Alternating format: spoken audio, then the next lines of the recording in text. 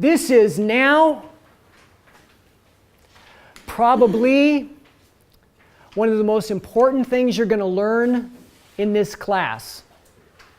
We've been talking about orienting toward beauty, truth, and goodness. We're going to orient toward the goodness here, and this goodness that we're going to orient toward is going to be relational, human to human. There's 10 things that we're going to try to do. 3 things in our mind, 4 things with our speech, and 3 things with our bodies. And if we begin to try to keep track of these virtues, we will begin planting the seeds for better relationships, deeper connection, and that deeper connection is going to cause more feelings of love and for being cared for, which is going to produce the results of more oxytocin, serotonin, dopamine, all the healthy feel-good chemicals, which, you're the pharmacy folks, which will cause the change in the right direction. Feeling states will emerge out of doing these primary actions. Okay, so let's talk about these. The first are 3 of mind. The first one is called right view, or you can think of it as correct understanding. What is that? Correct understanding is knowing for sure that what you think, say, and do makes a difference. You must integrate that idea into your life. You must know that you don't live in a random world. We live in a chaotic world. That's a big difference. Chaos means, random means anything can happen. Chaos means not anything can happen. We just don't know what's going to happen. What would be random right now is if I start speaking in Mandarin Chinese. That would be totally random, okay? That is not going to happen because it's not in there. All right? But chaos is that I don't know how I'm going to finish my sentences. There's a pattern that's living through me that finishes my sentences for me. Okay? And this pattern has emerged as the result of trying to actualize these virtues. And the primary thing that, and I'm super down with this, is that I know for sure that what I think, say, and do makes a difference in my life. Absolutely. Next, sympathetic joy.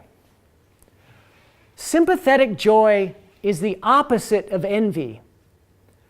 When you see someone else get something that you wanted, when they achieve or succeed, feel happy for them.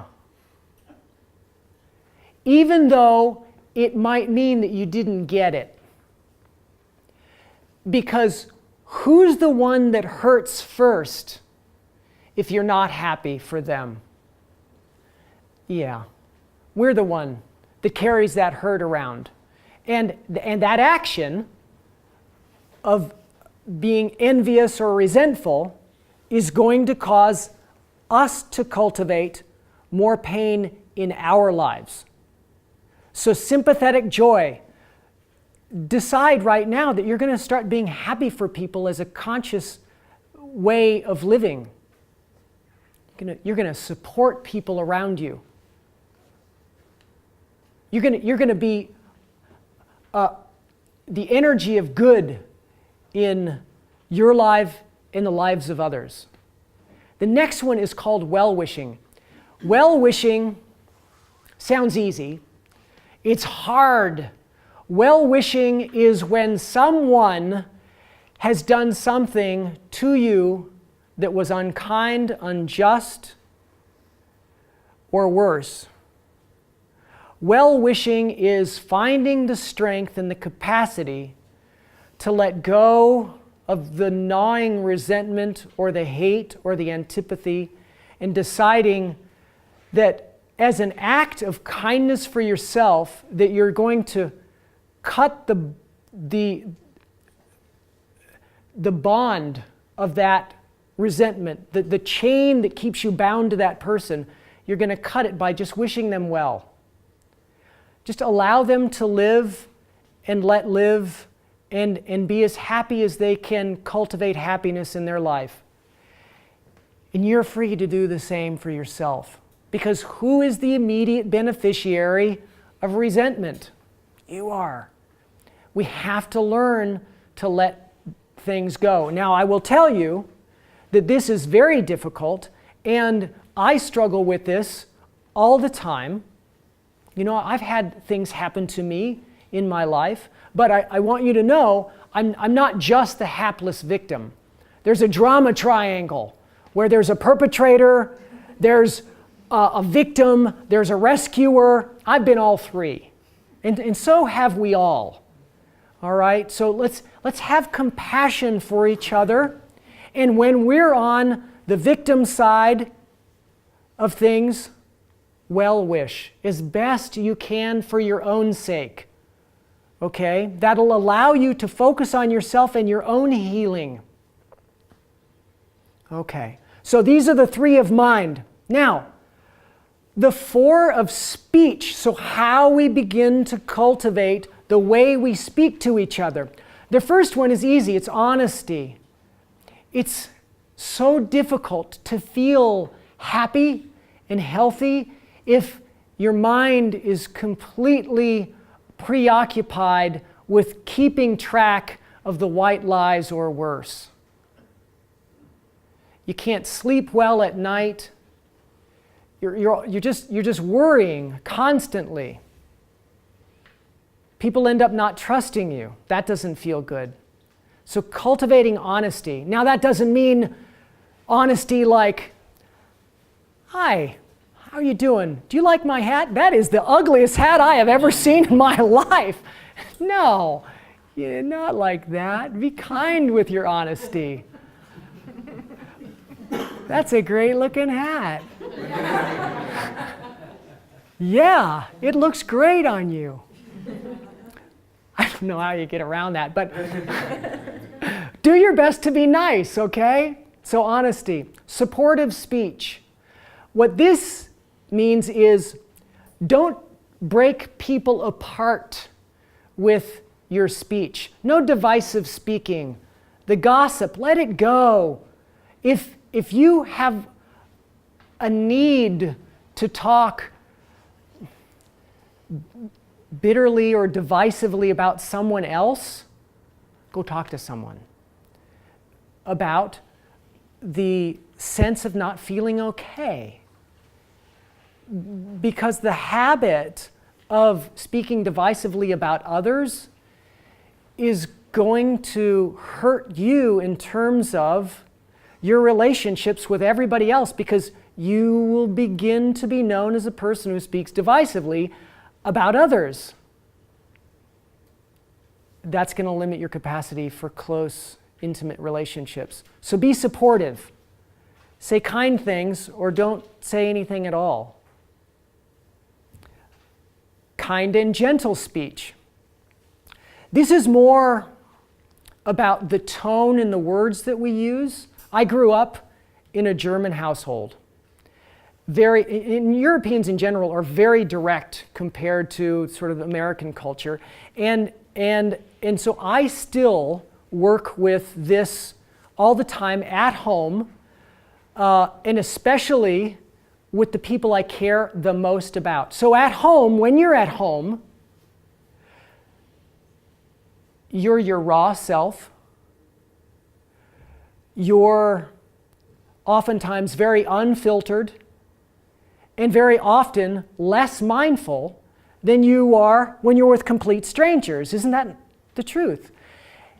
And so deciding to monitor so you can modify how we speak with the people that we care the most about is essential if you want to be healthy and happy, because you're living there with other people, and word choices and tone makes a huge difference in how you spread the goodness. And again, that goodness is going to be felt. It's going to feel like safety. It's going to feel like connection. It's going to feel like love. It's going to feel like support. That's that goodness. So we have to begin to monitor and modify the tone, the sharpness, and the word choice. And lastly, meaningful speech. Meaningful speech is oftentimes contextual. What it means is that you don't trap somebody and just talk and talk and talk. Let's say I'm a University of Arizona basketball fan. Let's just say. And that's the farthest thing from the truth. No, just kidding. Okay, I'm going to be honest. I am totally a University of Arizona basketball fan. And there is a desire in me to talk endlessly about the basketball team. Now, when I'm with my friends Pete and Steve, and when I'm hanging out with my dad, great. That is meaningful speech. It's bringing beauty, truth, and goodness to the relationship. It is. It feels so good. But if I'm hanging out with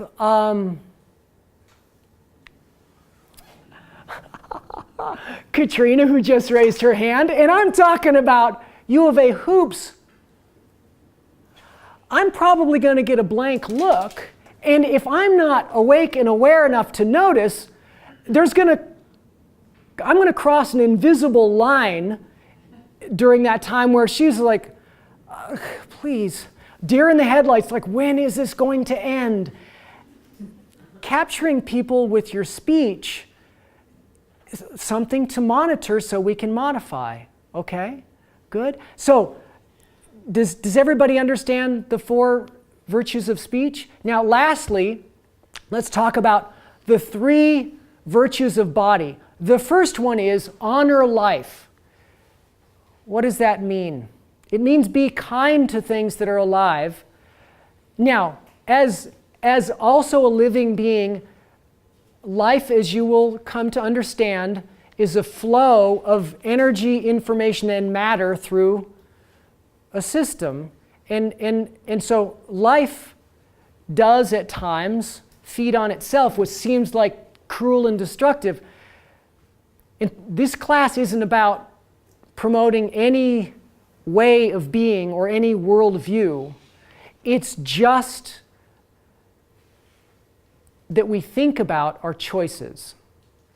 And I will tell you, I am not a vegetarian, okay? But I honor life, which means when I sit down and let's say I have some chicken, I'm trying to make good choices about where it was sourced. I'm saying thanks inside of myself. Now, to vegetarian and my vegan friends, that's not enough. Okay? I understand that. And like if this skinny body could do that, I tried, and it doesn't work. Have you heard of Jack Sprat could eat no fat, his wife could eat no? I'm his wife. I need the substance, otherwise I blow away. And I'm sure that all of the women in here are feeling very sorry for me right now, I'm sure. No, but all kidding aside, honor life in the choices that we make, in the lights that we keep on, in the how long we take our showers, like all of that. It's being more tuned in and being more responsible and community-oriented, globally oriented in how we live our lives. It makes a huge difference over time. So honoring life. Protecting property. This is all about do unto others as you would have them do unto your stuff. When you walk by a car in the parking lot, and let's say the car's gotten keyed, and you walk by and you're like, how does it feel? It doesn't feel horrible. If it's your car, it's like, oh! Careful, right? Let's be careful with other people's stuff. And not only the stuff, the environment. Let's be careful. When we're at work, if there's a plastic bottle in trash on the ground, we could pick it up. It's very simple, okay? There's some goodness right there. And last one, sexual integrity. This is all about deciding not to cause any pain or disruption in anyone else's life with your sexuality. So don't get in the way of anybody else's committed relationship. If you're in a committed relationship, notice where your attention is going. Awareness of where attention is going is super important. Are there a lot of great-looking people in the world?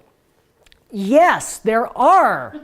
And are you in relationship with all of those people? No, you are not. You are in relationship with one person, mostly, right? And let's just say, hypothetically, you're in relationship with one person. As long as that bond is there and that agreement is there, watch where your attention goes. Because the action of letting your attention go wherever is harming the relationship. You're actually harming your partner. And you might not think so at the time. You might want to allow yourself that amount of leeway, but I can just tell you that it will grow over time. It always does.